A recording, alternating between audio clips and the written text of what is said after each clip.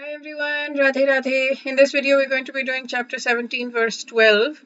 And here, Bhagwan Shri Krishna is continuing to talk about the three different modes of material nature are Rajasic, Tamasic, and Sattvic. So earlier, he had talked about food, what foods are in Sattvic or Rajasic or Tamasic, like there are three verses for that. And now he's talking about sacrifices or yajna. So the last video we did about was what Sattvic yajna looks like, sacrifices look like. And now in this one, he's going to be talking about Rajsik. I am back at home now. I was camping out at a friend's place because there was no electricity for 5 days, nearly 4.5 days at my house, and some people still don't have because there was a storm here in Washington State. The Seattle Puget Sound area, Puget Pacific Northwest area. I'm back now, and it feels very, very good to be back home, and I'm very, very grateful to the friend, a devotee friend who, just she rallied and she helped. So, anyways, back home and back on track. Okay, so let's do the verse. Let's call out to Bhagwan Shri Krishna. Om Namo Bhagavate Vasudevaya. Om Namo Bhagavate Vasudevaya. Om Namo Bhagavate Vasudevaya. Dear Bhagwan Shri Krishna, please help us understand this verse and please help us do everything that we do in go from Tamasic to Rajasic to Sattvic to Transcendental. Please help us in whatever way you can. Please help us in whatever way you pleases you and makes you feel like we can handle it. Yeah, okay. So let us sing the verse together.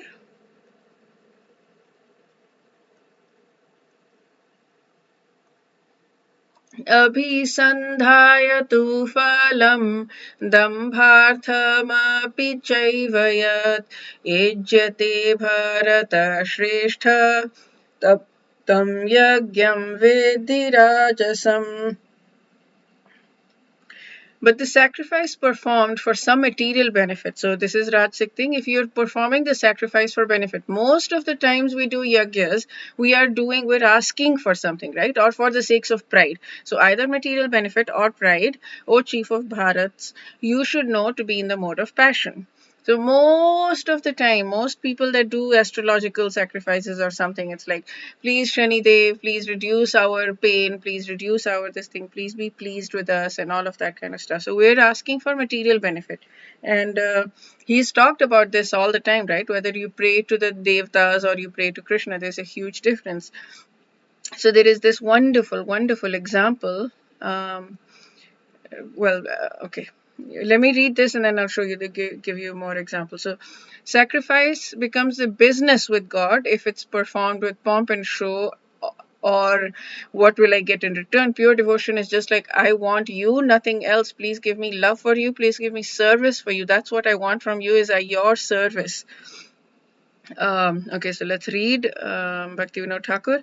Yajnas that are performed with the intent of achieving results are executed out of pride and are said to be Rajasika Yajnas. Okay, so now I'll talk about the example.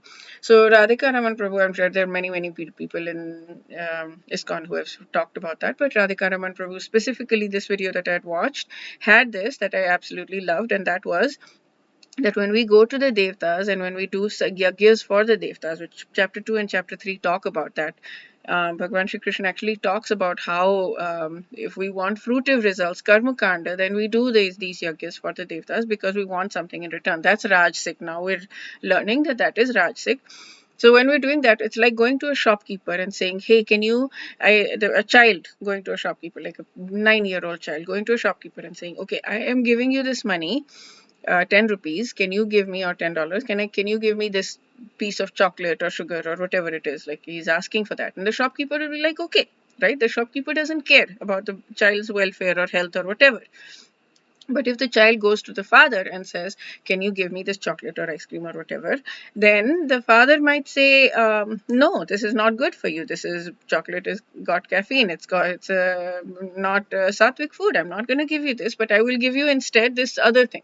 I will make kheer for you and give it. Whatever. I mean, the father will not just give. It's not just an exchange, business exchange kind of thing.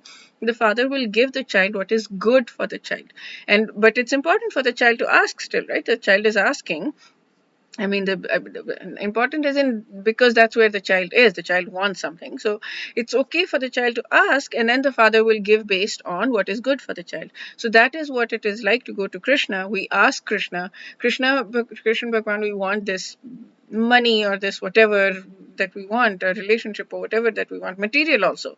So Radhika Raman Prabhu says it's okay if that's where you are to ask Krishna for that. Just turn to Krishna. Don't go anywhere else.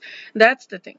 And so this is Rajsik still. I mean, because we're asking Krishna for it, we're not asking demigods. It's still Rajsik because it's not selfless. But we're not there right now. We're not at a place where we can just completely be like, please give me service. That's all I want. I don't want anything else. I just want service of you and your devotees. So until we get there, we can't pretend that we're there and say, but Krishna knows our heart, right? Krishna knows that this is what we want. I mean, whether we actually say it or not. So when we're saying it, we're just being authentic with ourselves, with Krishna, with everybody. So it's okay to be in Rajasic mode, but then we can pray, please get me to Sattvic mode, please get me to transcendental mode, like we did in the beginning of this thing, that we are where we are, and we want what we want. We're like desperate. We want our ego to be satisfied because we want these people to like us and these people to like us, and we want to feel valued. We want to feel valuable. We want other people to value us. We want all kinds of things, right? The money, relationships, all of that. We want all of that. And that is for our ego because it makes us feel secure, which is very funny. It's a fallacy because we don't feel secure when we have anything material because it can be taken away from us at any point in time. We are not in control of that. I mean, not that we're in control of love from Krishna, but Krishna does love us. Like, just the way we know that our parents or somebody in our life might love us, like, no matter what we do, they might love us. So that way, Krishna loves us like all loving moms in the world put together. That's how I heard this phrase and I absolutely loved it. But that's how much Krishna loves us. So we can count on that. We know that, right? Krishna is sitting as in our hearts as Paramatma next to our heart, next to our Atma, next to our soul. He's there no matter where we are, no matter which world we go to, whether we go to the deepest hells or we go to the highest heavens. It doesn't matter. He's there with us. Whether we're a pig in the next life or what, it doesn't matter what we are, an amoeba, he's there with us. Why? Because he's not leaving us. Like, he's the one that is giving us everything that the earth provides, right? The earth provides so much. I was reading Science of Self-Realization with a friend, and what Prabhupada had written is that Krishna provides for every single living being to survive, right? He provides for an amoeba, he provides for an elephant, he provides for a cat, he provides for a dog, he provides for a pig, he provides for every single living being on this planet to survive, to go through its cycle, so that we can go through whatever we need to go through, all those species, that 8 point some million species that we need to go through, so that we can be where we can get this human body, this really cherished, revered human body, where we can actually make this conscious choice to get out of this entire stupid cycle of birth and death.